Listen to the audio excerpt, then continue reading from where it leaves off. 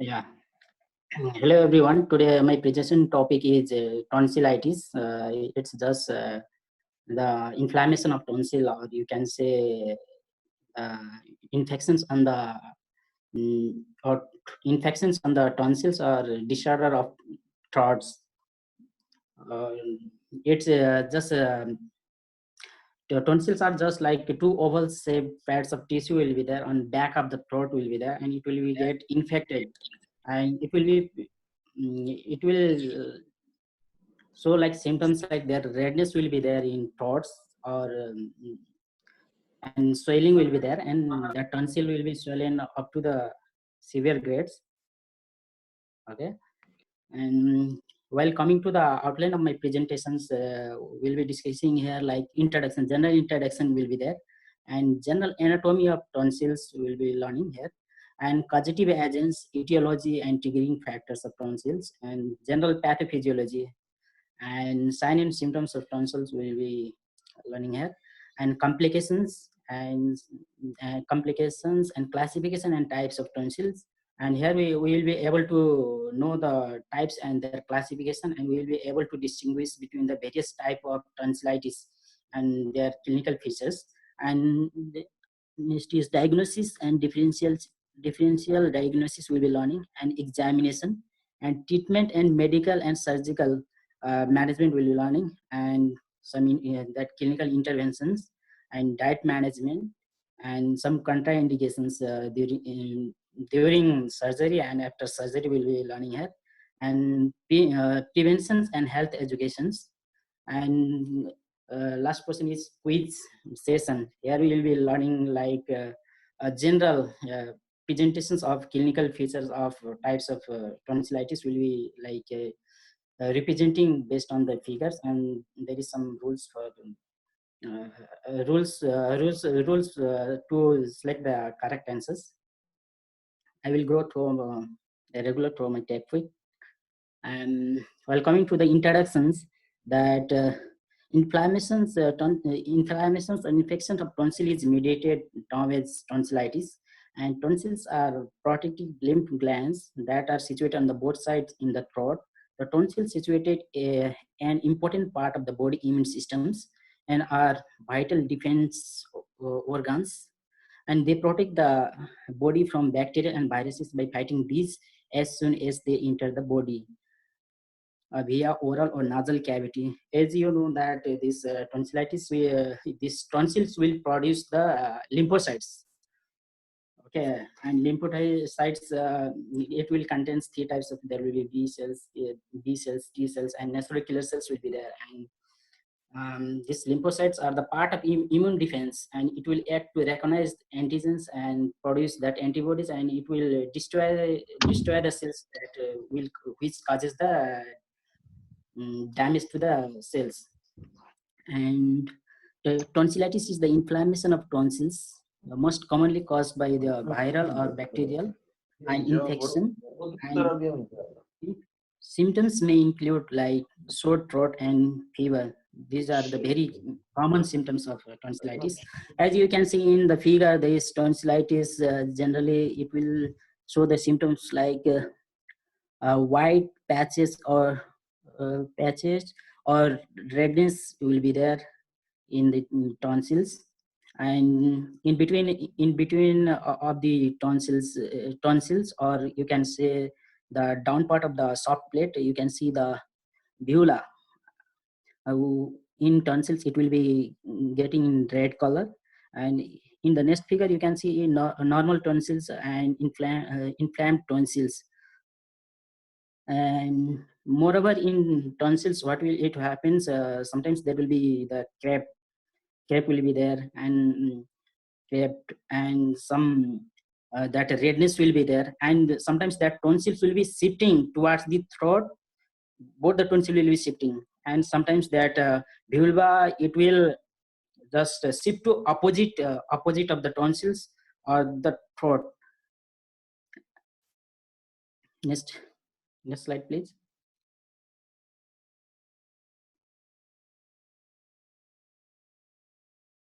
Hello, Prasad. Yeah.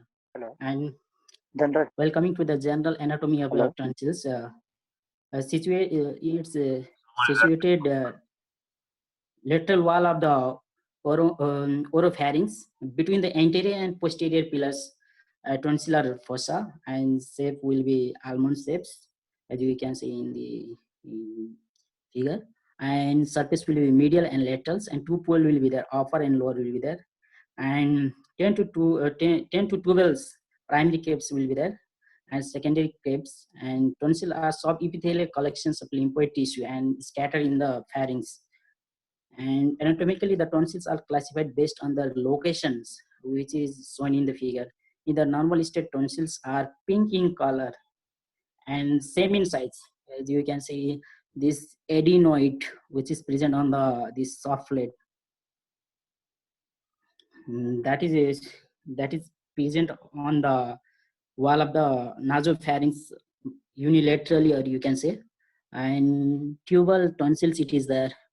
And tubal tonsils, there will be like stony patches will be there, patches or crypts will be there, present during the ulcer of tubal.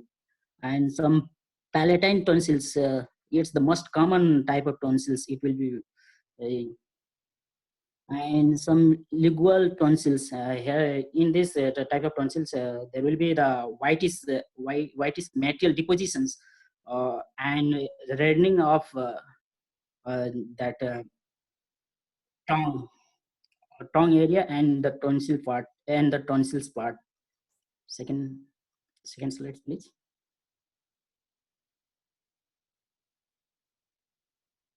And while coming to the causative agents, it will Hello. caused by both viral infections and bacterial infections. Like the viral infections like this adenovirus, rhinovirus, influenza virus, and coronavirus. And bacterial infections like Streptococcus pneumoniae. This is the most common bacteria which will cause the tonsillitis.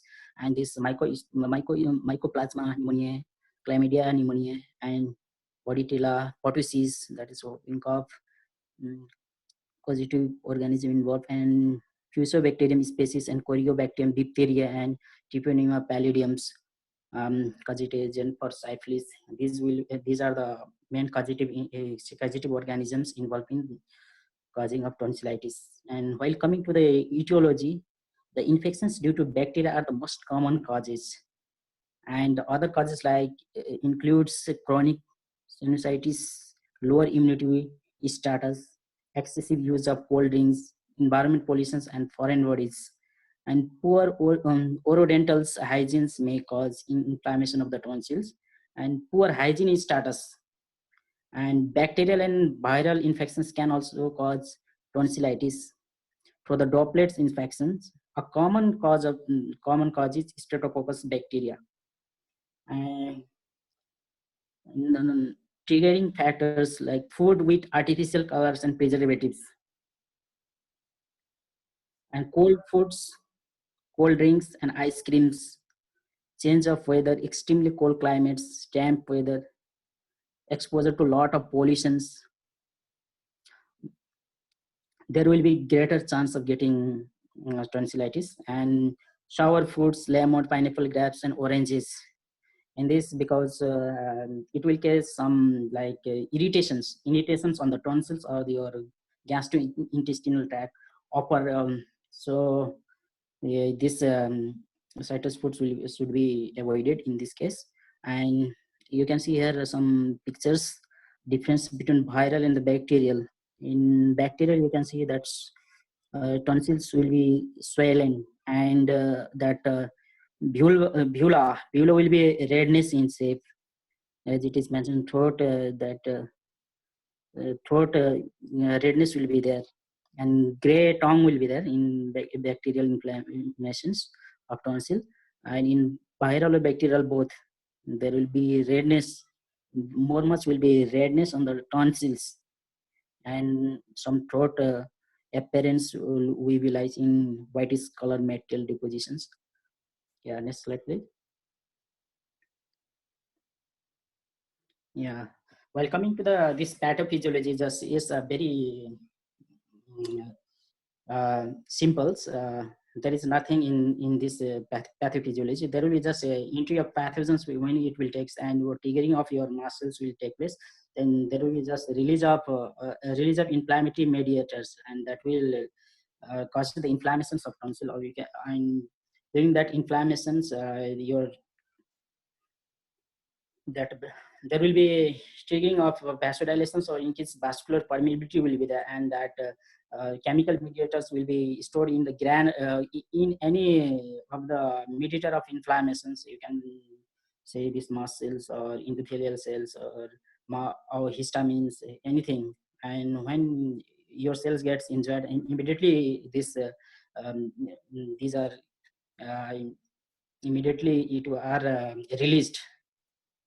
And while coming to the stepwise, due to pathophysiology, there will be any etiological factors. Many etiological factors we already learned in previous slides, and there will be cause infections caused by bacterial or viral organisms.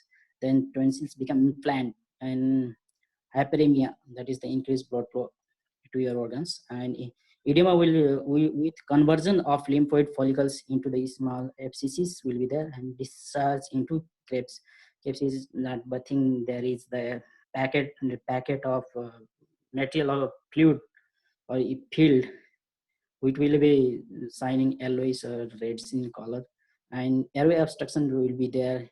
Decreased appetite and pain can occur in these situations. Next slide, please.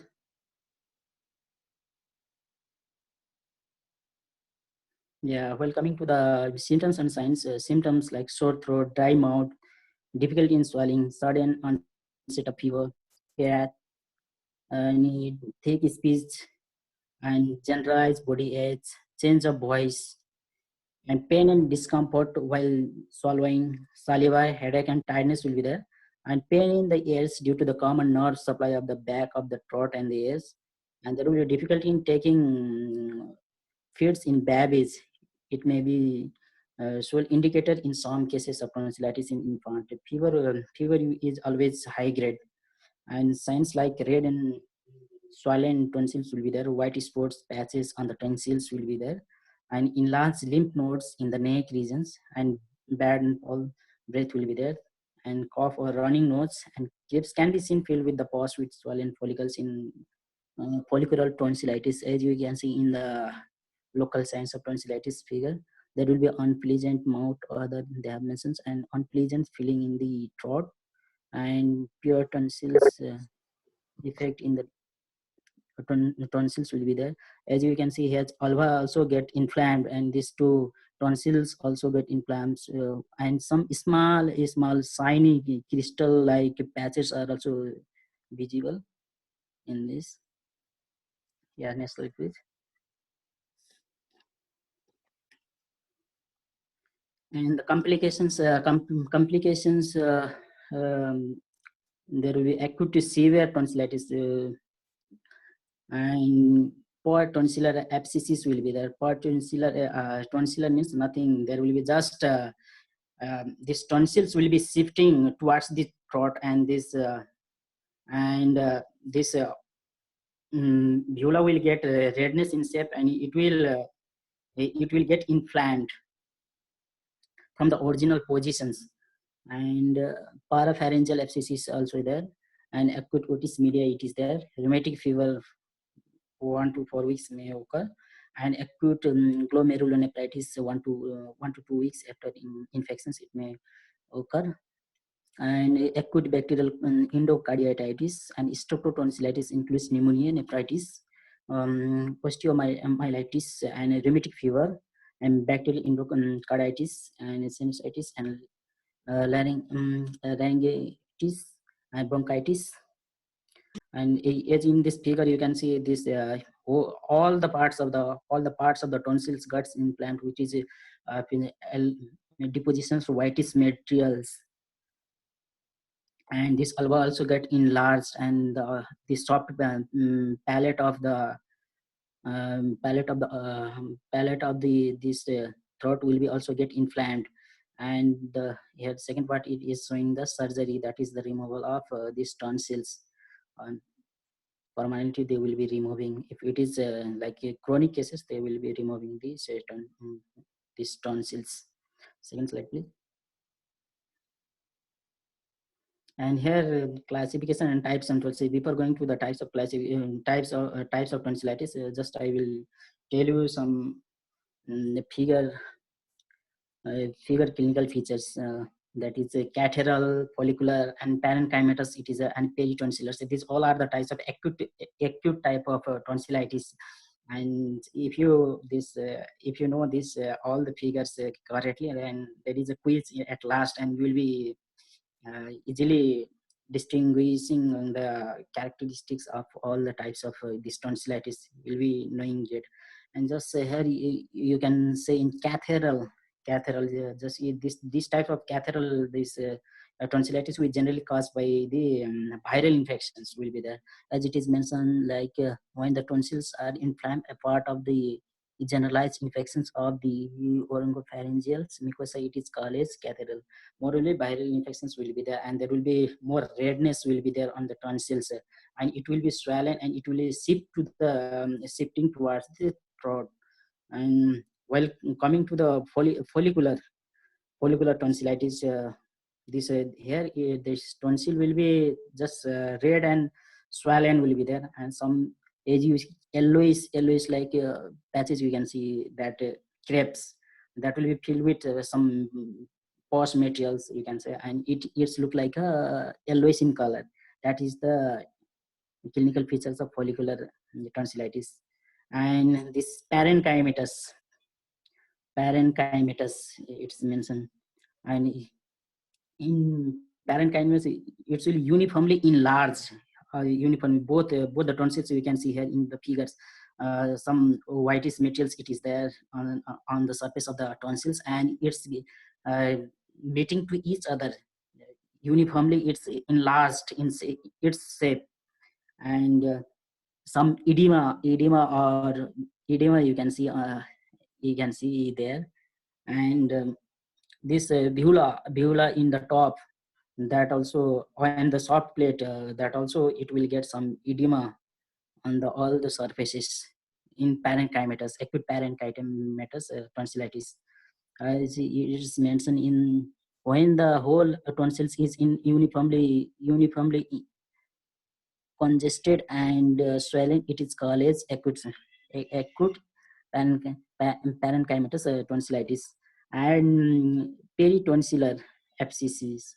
Previously, I told just these tonsils will be shifting towards the throat, and this beulah will be enlarged in shape,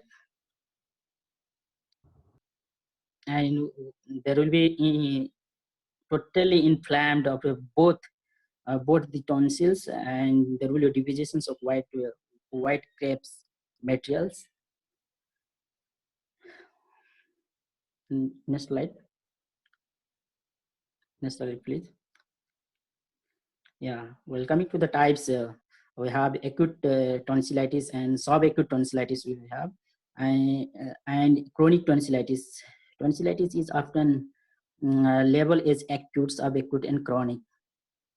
And acute tonsillitis tends to become bacterial or viral in nature, and subacute tonsillitis is caused by the bacterium Actinomyces.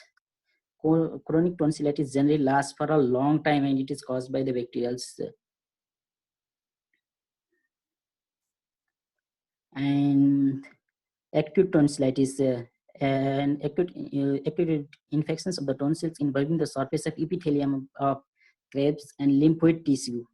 The tonsil appear congested and swollen, yellowish spot in follicular. Uh, in follicular, there will be yellowish spots and whitish layer on the membrane. Membranous tonsillitis, there will be whitish layer on the membrane, okay? And red and enlarged will be there in parenchymatous.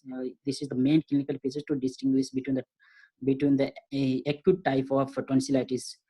This follicular will be yellowish spots, and white layer will be on the membrane, and red and enlarged parenchymatous. Is everyone is listening? Hello? Hello? Yeah. Hello. Yeah, yeah. And This acute superficial tonsillitis, that is also it is called that is also it is called catheteral or superficial. That is same as previously I talked. There will be the severe inflammations caused by the viral infections, or which will be usually red appearance in the throat, throat and the tonsils parts, and soft plate also will get the redness. And and parenchymatous, as already it is mentioned, their parenchymatous will be red and enlarged, and enlarged in shape. Uniformly enlargement of these tonsils will be there, and redness will be there, and edema can be seen in this bula or this soft plates. This edema can be seen, and this follicular tonsils, as it is already mentioned, yellowish spots in the follicular region will be there. And the tonsils will be red and swollen in colors, and that tips will be filled with the material which is always will be in colors.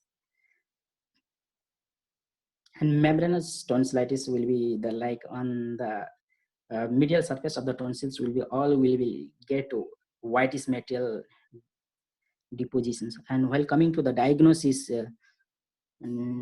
we have throat swab, which is used to sample of secretions from the back of the throat.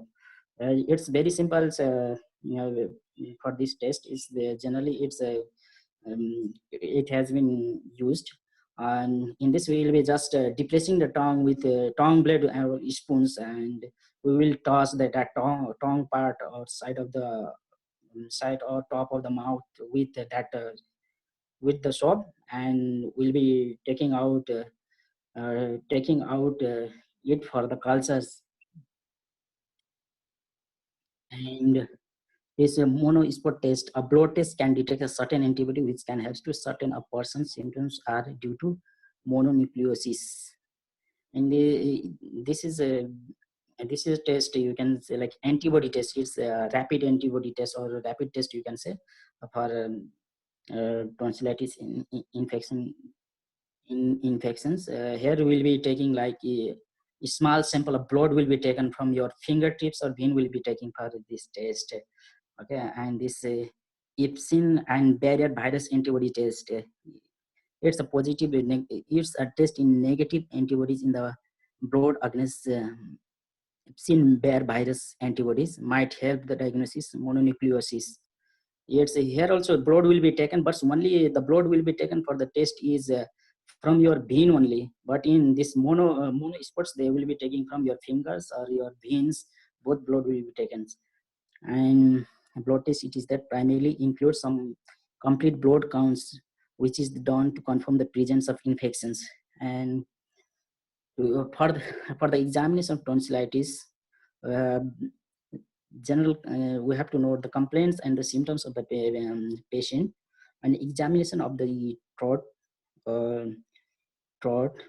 Generally we'll be seeing through the torch, if is morphological will be showing through the torch light with the widened open mouth of the patient, and redness and swelling of the tonsils and pus pockets on the tonsils we can see, and discharge from the tonsils. And in case of the peritonsillar abscesses, there are many shift of the involvement. These tonsils toward the center of the throat, is already I told, and their alba will be shift towards the opposite side, that is away from the tonsils. And inflammatory parameters like this leukocytosis, ESR, and CPR, all this will be elevated. And bacteriological testings rarely taken because it takes 2-3 days to obtain the definite result. Rapid immunoassay will be taken, can we identify the causative organisms, streptococcus, in 10 minutes. And tonsils may cause severe pain. Next slide, please. Yeah. It's a differential diagnosis. You will see we can go through the diphtheria and Vincent's angina. That is the infections of that mouth, ulcer of mouth, or all part of the mouth, and leukemia, and infections, mononucleosis, and apoptosis ulcer. It is that is nothing but the round or oval sore or ulcer will be present on the mouth. And these traumatic ulcers and malignancy of tonsils and candidal infections of tonsils can be done, and membranous tonsillitis can be done for the differential diagnosis. And other examinations like tonsils may be varying degree of enlargement depending on the types. In even moving signs, these tonsils are small, but the pressure on the anterior pillar expresses pus and cheesy materials mainly seen in the fibroid types. In Irwin Moni syndrome, just it's a sign, or you can say the test in that anterior pillars causing it will cause like chronic tonsillitis. And there will be always beads on the pus, and the medical surface on the medial surface of the tonsils can be seen in chronic follicular tonsillitis. Yellowish color follicles can be seen in the follicular tonsillitis. Next slide, please. Yeah, welcome. It's very general in the treatment and simple. For the treatment of tonsillitis, you can say there will be analgesics and some antibiotics are prescribed generally. And you can say analgesics for pain relief, antipyretics to reduce the fever. Ibuprofen, you can say generally normal dose will be used like 200 to 400 mg for like 6 or 8 hourly can be used. And diclofenac, you can see it can be used like 6.5 or 12.5 or 25 or 50 mg for pain and fever. And aspirin, that usual dose can be use like 50 mg, 75 mg. And acetaminophen, that is also 500 650 mg can be used. And lozenges you can be used like, for example, that staples you might be knowing clearly. And some staples other various brand types are also there. Some oro Orofar or real something, it's right now it is available in the market. And antibiotics, well, coming to the antibiotics, generally they will be prescribes many antibiotics. Then the most and best choice for the treatment of treatment for the tonsillitis is used antibiotic is penicillin B. It is must prescribed, and that is 25 to 50 mg per kg per day, divided 6 hourly for the 10 minutes. And things, if the patient is allergic to this penicillin B, then we can go through the macrolides antibiotics like this azithromycin, clarithromycin, erythromycin. We can go through this. And benzathine penicillin G 2500 unit per kg IM once we can describe. And amoxicillin 50 mg per day, kg per day, orally for 2 to 3 divided doses for 10 days. Here we can do in this tonsillitis antibiotic prescription will be there 7 to 10 days. It is mandate compulsory. They will be prescribing. This is the guidelines or rules you can say. And amoxicillin 50 mg per kg per day for 10 days. And amoxicillin clavunet 500 to 870 mg orally for 12 hours for 10 days they will be prescribing. And Sydney year 14 kg per once daily for 10 days they will be prescribing. And Ferrugin Extel 10 mg per kg BD for 10 orally 4 to 10 days they will be prescribing. Azithromycin 12 mg orally for 5 days. And clarithromycin 250 mg per orally 12 hours per day for the 10 days. And erythromycin succinate 20 mg per kg for BID for 10 days. And clindamycin 20 mg per kg per day and orally in 3 divided dose will be used. And for the streptococcal tonsillitis, it is 10 to 12 days course of penicillin, penicillin B, amoxicillin plus beta-lactam inhibitors um, can be used. And macrolides or oral cephalosporins can be used in the patient allergic penicillin. And generally used drugs in penicillins and erythromycins for 7 to 10 days. Generally used this one. Next slide, please. Arnold, you have 7 minutes left until the meeting ends. Okay, 7 minutes left.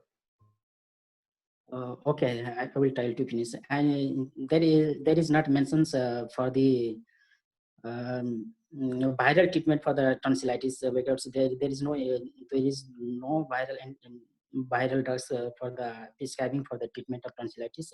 Just mm, physicians also, they will be just tell you to take the plenty of rest and fluids or stay hydrated, and some that painkillers they will be prescribing, or some these throat lozenges they will be prescribing for symptomatic treatments. And in acute condition, if it is severe, then they will be prescribing uh, these before, and they will before the surgery, and they will take for this surgery. Same thing they will be prescribing, and they will be taking for the surgery. And treatments: if the symptoms are severe and medical is present, it is necessary to the hospitals of the patient. Penicillin drugs choice is usually especially for the streptococcus infections. Erythromycin should be preferred in the sensitive to the penicillin group antibiotics. Injection penicillin like crystalline penicillin and amoxicillin should be given in the severe cases. Most of the patient response to the antibiotic gargles and throat lozenges may be given. Paracetamol and insulin for fever, anti-inflammatory for the pain and inflammations. And while coming to the surgical management, and in this tonsillectomy, 7 or more episodes in 1 year, if it is there, then or peritoneal tonsillitis abscesses is there 4 to 6 weeks after treatment or to attack. Then tonsillitis causing cerebral seizures, hypertrophy, and tonsils malignancy, it is all patient undergo under surgery. And the method of surgery is surgery like dissections, glutinate electrolyte coating, and surgery, cold stage dietary compilations, lasers. Here are the two methods. It is there: cold method and a cold method, you can say, and a hot method. And cold methods like that dissections will be there. That will be the process of cutting the or separating the separating infected tonsils or tissue. And cold methods like guillotine also, that is also cold therapy methods that consists that material will be consist of like a mirror frame, you can see, and in between that one blade will be there, and they will be inserting into the mouth, and just that between the two pillars frame, that middle, that blade will cut the that implant tonsils, and which is cheaper, and it was used in very olden days. And you can say electrocautery, that is uh, and that is the hot method process. Here we'll be using like electrical current will be there, electrical rod will be there, and it will be giving some electrical current for the destructions of tonsil cells. And chirosurgery, it is there. Chirosurgery, there will be extreme cold will be using like nitrogens or liquid nitrogen, or copper will be using nitrous oxides like this one under the pressure of um, high pressure at degree of 200 to 196 for 3 minutes will be taking for the destructions of that tonsils. And another is cold stage, that is also same, that will be stage from the electrolytes will be given. And diathermy, it is that diathermy. In this surgical techniques, there will be in the productions of heat will be there in the tonsils, and the tonsils will be destroyed. And another, it is convalescence. That is also the hot method therapy, that high frequency of frequency, the high frequency of heat on the electrodes will be given, along with the saline solutions, and to remove the tissue. And next, it's laser treatments is with the help of lasers. It's very expensive in cost. And pre-medications before the surgery will be there will be prescription of antibiotics, atropines, antiemetic, and sedatives will be there. And care for surgery, antibiotics, analgesics, and fluids, make fluids, and preservative for complaints after the surgery. These are given. And general measures like bed rest, soft diets, plenty of oral fluids, warm saline, gargles will be there. And interventions like promoting the airway clearance and maintaining the fluid volume, pain management, and prevention of complaints and health education we can suggest. And diet managements like liquid or soft diet is given during the acute stage of disease, and diet is depending upon the patient swallowing conditions. In severe condition, fluid may be administered intravenously, and the encouraged milk drink as possible 2-3 liters per day. Milk and milk products should be provided.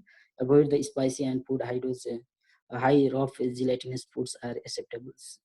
And dietary requirements for the tonsillitis like calories 2700 to 2800 calorie can be uh, given, and carbohydrate 485 to 500 grams, proteins 35 mg per day, and fats to 25 to 30 mg, and vitamins internet 3000 units can be given. As you can see the figure of tonsillitis, how they are removing the tonsils. Next slide please.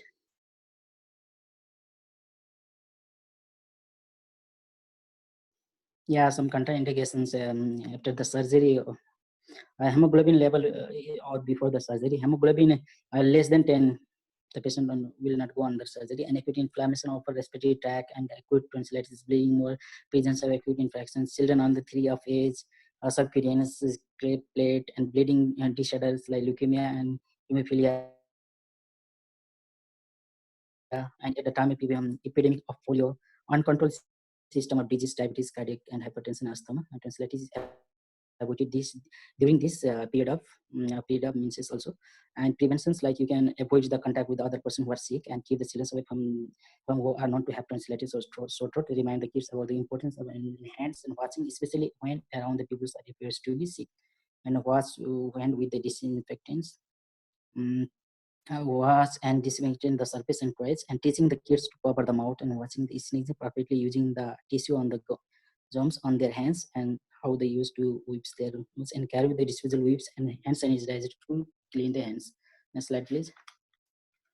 Yeah, health education, so you can instruct the patients to take the rest